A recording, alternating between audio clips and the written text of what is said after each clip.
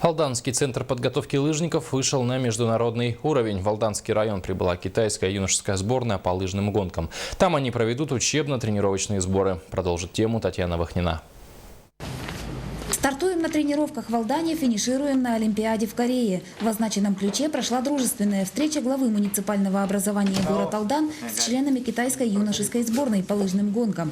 Спортсмены прибыли в Южную Якутию на учебно-тренировочные сборы. Мы находимся на одной часовой полюсе, у нас одинаковый, да, и от уровня моря тоже одинаковый. Поэтому мы в последнее время будем очень интересно не только для китайцев, да, но и корейцев, для Восточной Азии.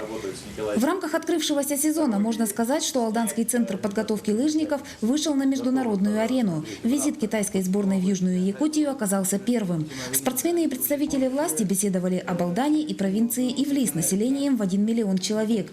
Теплый прием, приветливые люди, прекрасные лыжные трассы, непривычная жителям Поднебесной пища, впечатления, коими делились с присутствующими гости, не иссякали. Когда мы первый раз приехали, здесь очень огромный, горячий этот прием. Для нас это очень хорошо. В напряженном режиме тренировок для гостей из Китая предусмотрена обширная культурная программа. Также запланирован ряд встреч с учащимися школ и студентами. Если позволят обстоятельства и время, гости побывают в Белецком эвенкийском национальном наследии и в Оленьем стойбище. Татьяна Вахнина, Сергей Шипачев, НВК Саха, Алдан.